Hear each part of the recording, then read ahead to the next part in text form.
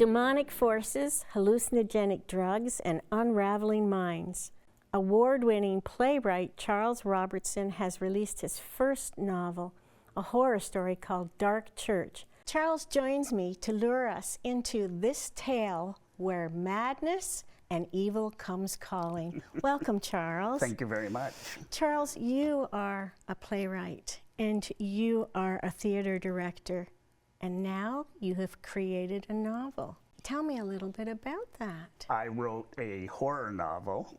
I've got about 6 other unfinished novels kicking around, some of which I started before, but they're still waiting to be done. But I wrote a horror novel because I used to think I could write science fiction, but I can't. And horror is great because you can tap into your imagination, to any past traumas, to any, horror is a thing that has been told around campfires for thousands of years. And kids are always looking out for witches, and teenagers are always running through graveyards trying to scare themselves. So being scared is a primal lizard brain emotion, and I wanted to tap into that with my novel. There's a central character, Sarah, and just give us snippets of that. There's a murder scene in the very beginning in an abandoned church in the basement, and so they're looking for clues, the cops, and then we go back in time a month to look at the characters that were victims of the tragedy and how they got there, because the question is not so much as who did it, but why. And so I wanted to fill the characters with as much life and backstory as possible so that it would be more of an interesting ride. The audience knows what's going to happen, so that adds to the urgency of the story as it develops. And, oh, they could have avoided this, or why didn't they, not do that? And there's a bunch of different things that happen to cause their demise. But Sarah is the daughter of a preacher and a virgin, because in horror stories you need a virgin to survive. And she's roommates with a sexually promiscuous girl who in a horror story is not going to end up well.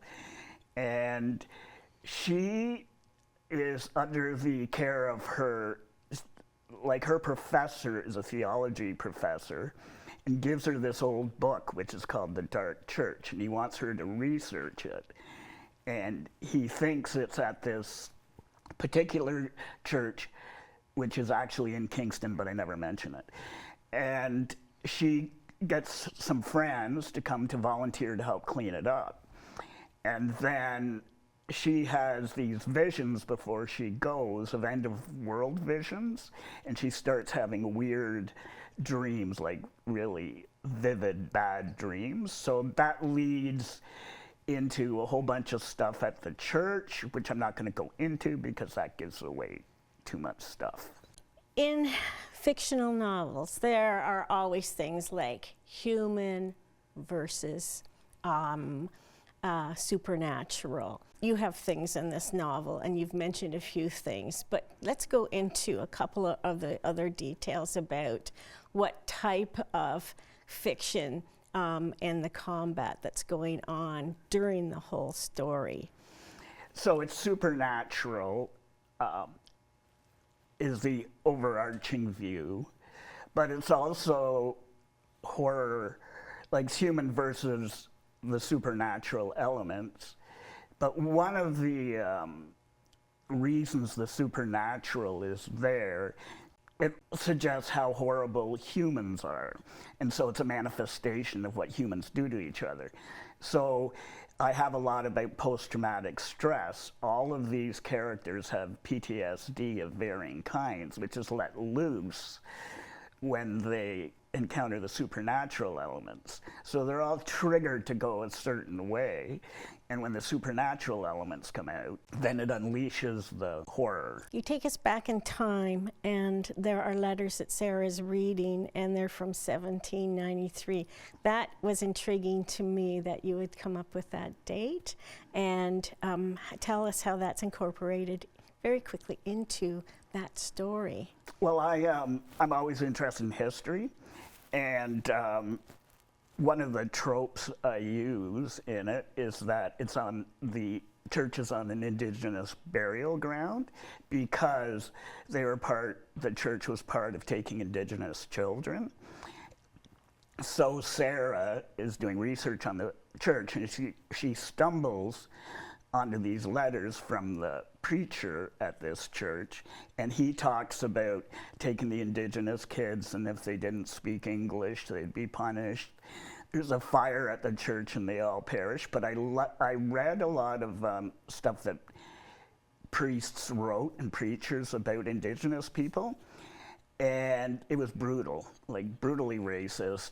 They were a scourge to be wiped out. So I used those in the letters because I'm a history buff and I wanted to make it as real as possible. So I wanted to add a time dimension to the going forward dimension to give it more depth.